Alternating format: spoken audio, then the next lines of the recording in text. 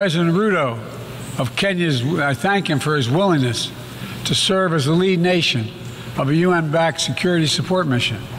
I call on the Security Council to authorize this mission now. The people of Haiti cannot wait much longer.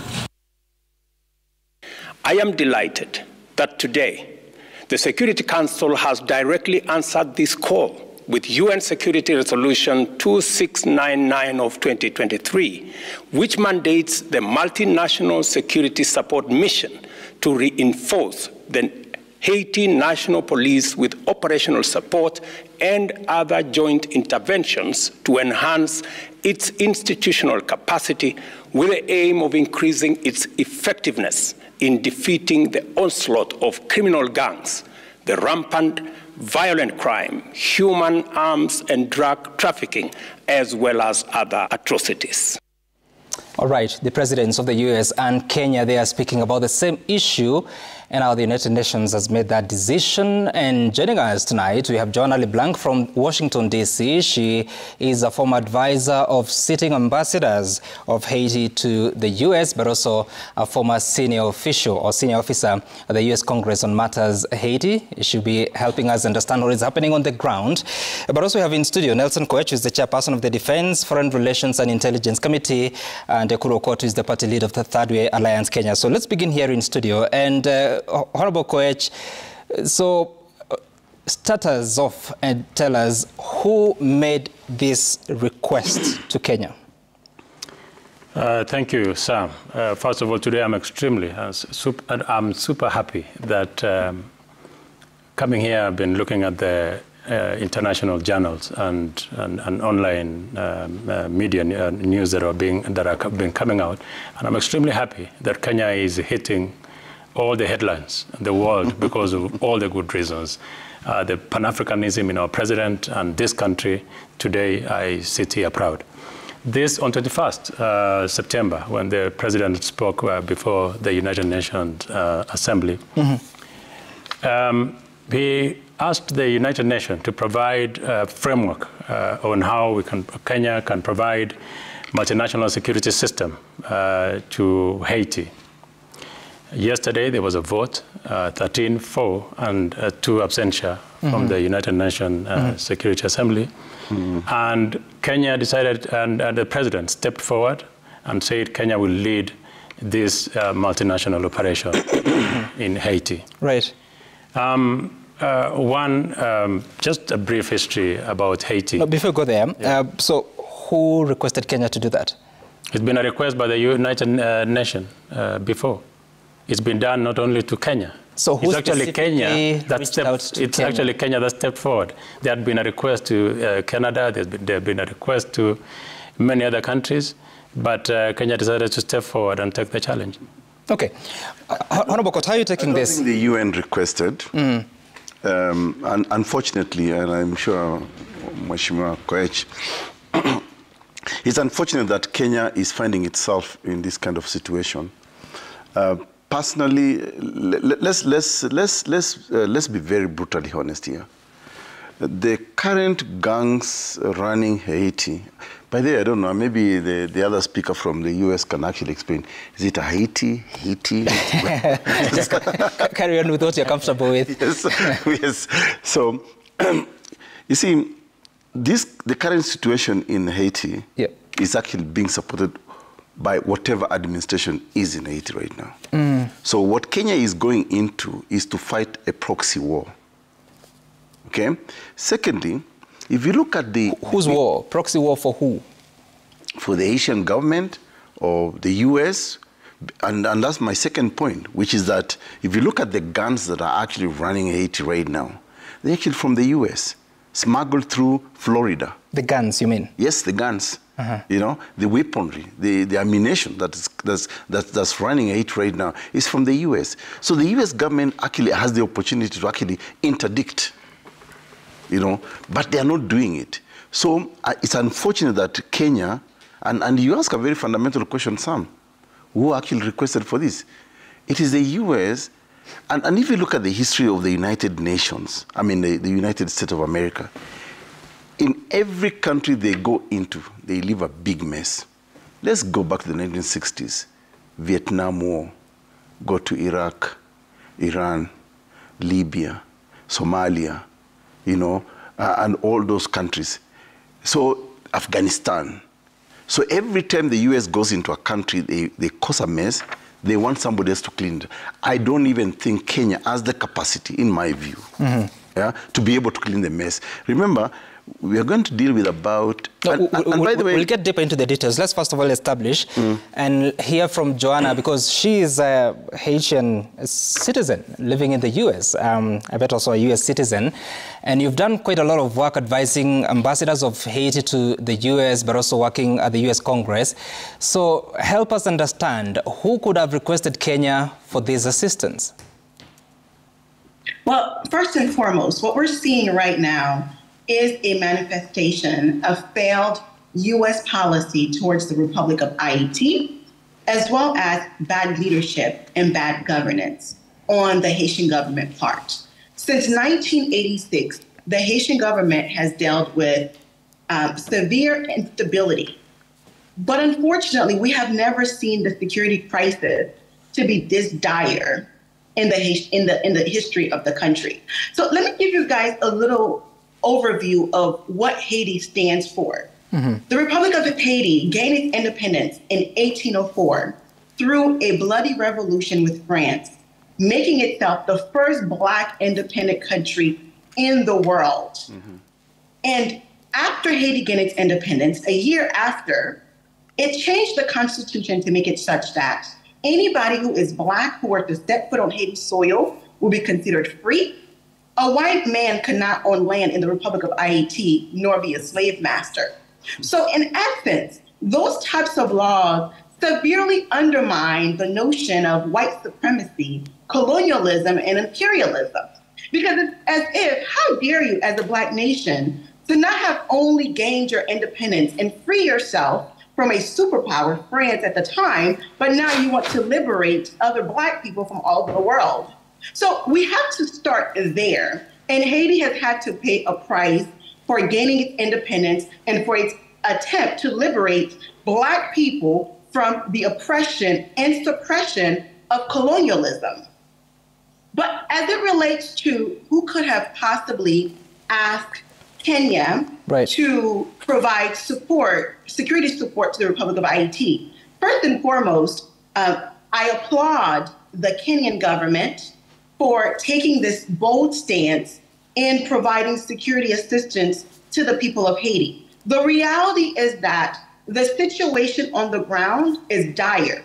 We're talking about 80% of the country is being controlled by gangs. And by Kenya coming forward, I think it shows the spirit of Pan-Africanism. It shows that Kenya stands in solidarity with the Haitian people. However, there are some skepticism, and rightfully so. And the reason being is because, one, every intervention that has occurred in the Republic of Haiti has left the country worse off than it was before. In 1915, the United States occupied Haiti for over 20 years and left the country in a complete mess. And then you had the UN in Haiti who brought cholera, which it has agreed that it is responsible for the killing of countless Haitians by bringing cholera, but yet has yet to pay restitution to the people of Haiti. And we can go on and on and on and on. So rightfully so, organizations are skeptical. And in fact, you have the Haitian American Elected Officials Network in the United States, which represents every single elected official in the United States, sent a letter to the Biden administration asking President Biden to stop with the intervention in Haiti because they fear that it's going to make the country worse off than it was before. And as the co-panelists indicated, where are these guns coming from? They're coming from the United States. So we have to address the root cause of the issue. Kenya is to succeed in supporting the Haitian people. Joanna, are you then saying that it's the U.S. that has requested Kenya into this? I'm not certain who has requested Kenya to provide assistance to the people of Haiti, but what I can tell you is that if Kenya is going to be successful, we have to look at the root cause of the problem. Okay. Haiti does not manufacture weapons. There's an embargo on Haiti. So where are these weapons coming from? And I was born in the Republic of Haiti. I left Haiti at the age of 9 years old, and I've been living in the United States since. And I can tell you, the Haitian people are not violent people. So what we're seeing on the ground is not an ideology. It is not driven by an ideology. All right. It is driven merely by the economic conditions in the country and failed government. Okay. Right now, you have a prime minister who is ruling by decree. There is no parliament. There is not one elected official in the Republic of Haiti as of right now. Not one. All right, we'll get deeper into those political realities on the ground. But first, Nelson, so when you look at what Joanna is describing as the situation in Haiti, then how does the Kenya police come to intervene? Because she's talking of the guns that they have that are coming from processed or manufactured in the U.S. What is our preparation for the forces, for the police officers that will be going there? Like Johan did rightfully say, there are more than 200 gangs in Haiti. The most serious one is the one that is being led by a former police officer. He's actually nicknamed Barbecue. And those ones are the ones who operate in the capital of Haiti. Now, the Kenyan police, there's already a team a lead team that is doing a bit of pathfinding to see, first of all, what is exactly happening in Haiti. And number two, it is not only our Kenyan police that are going there. We're only sending 1,000 police officers amongst other police officers from other different areas. Which countries? So Antigua, for instance, Jamaica, Rwanda, Canada, just to name a few countries, are going to be a pool of this team that are going to send police officers to Haiti. So all these now are going to be... So the approval by the United Nations Security Council takes care of all this? Absolutely. Any other country that wants to step forward also, I'm sure, is accepted in this arrangement. So it's not only the Kenyan policemen who are going to be in this mission. So you said there's a lead team. What are the qualifications of these police officers?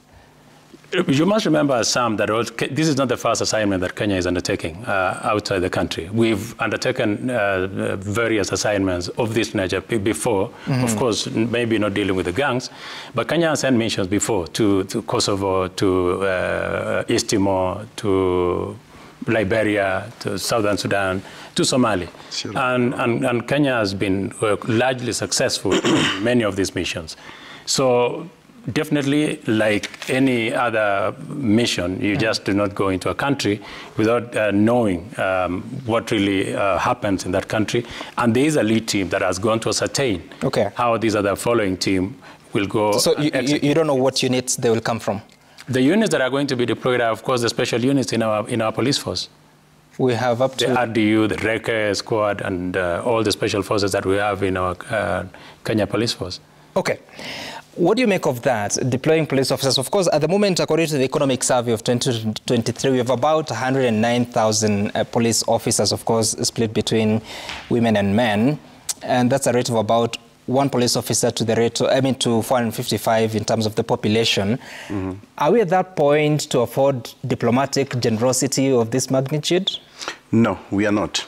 The truth for the matter is, even if you look at the UN report, and I'm sure Mheshimiwa Nelson can confirm this, we are below the expected ratio in terms of police vis-a-vis the public. So we are not. So I don't think this is a service as a country that we can afford. I come from Capedo. Let's localize this discussion.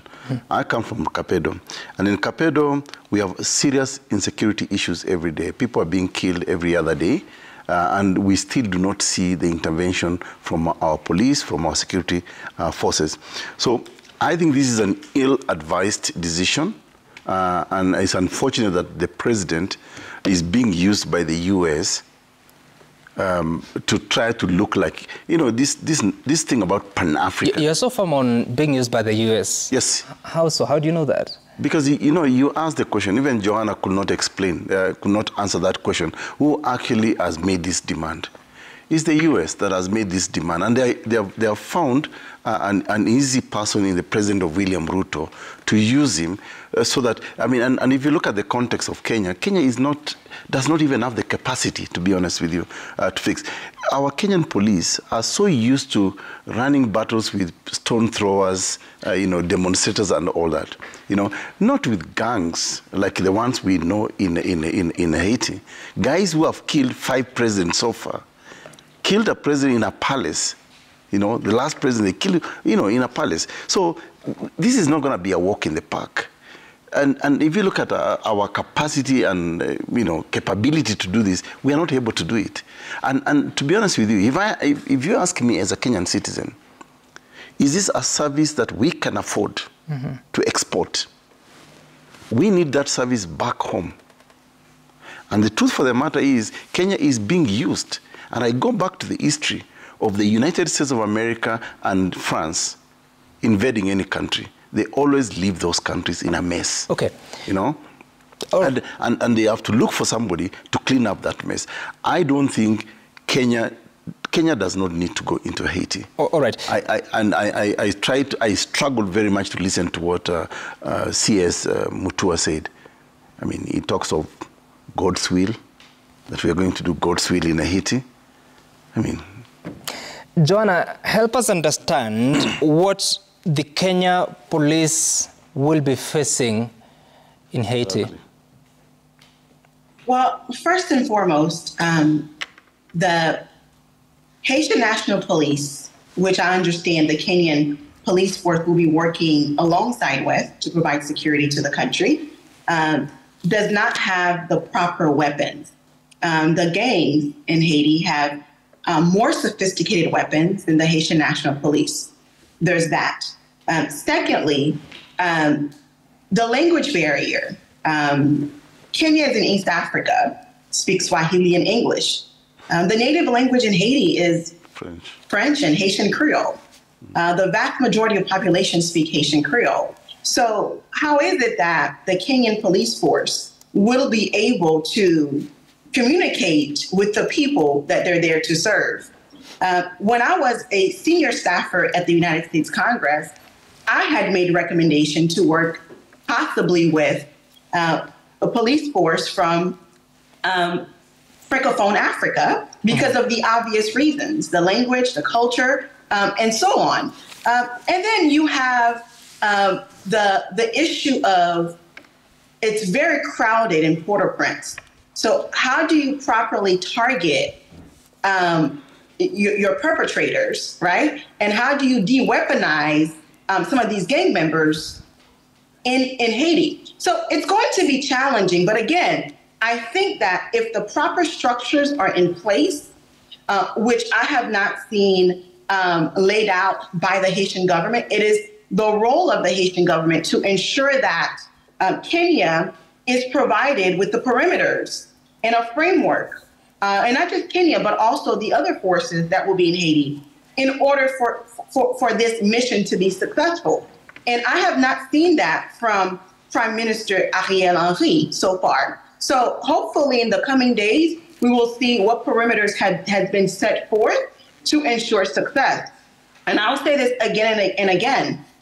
If the perimeters are set forth properly, I think this could be a success. However, the United States and Haiti's other international partners need to be realistic and go to the root cause of the issue. We're not dealing, again, with people who have an ideology, right, who are just going around bumming different parts of Haiti. You're talking about 12-year-olds, 8-year-olds, 20-year-olds who just don't have access to economic opportunities. So therefore, it is so easy for them to be recruited for maybe $2, $5, right, and become a part of this gang. So the United States, in addition to the multinational force being deployed to the Republic of Haiti, must draft a policy that will bring about economic prosperity to the country. We're talking about trade and investment. We're not talking about humanitarian assistance, because what we do know is that from a humanitarian standpoint, for every dollar that goes into the Republic of Haiti, 90 cents come back to Washington. The people of Haiti only get about 10 cents of that dollar. So humanitarian assistance has not worked. So people will always argue, well, the United States has been supporting Haiti in terms of financial assistance. So why is it that Haiti is so poor, right? We have to look at how foreign assistance actually work, in particular, humanitarian assistance. Sam, I have a question for Johanna before she goes. Can you take a break and then you come back with that? Yeah, but I would like to ask her a question. Yes, I'll give you an opportunity to do that. And of course, stay tuned.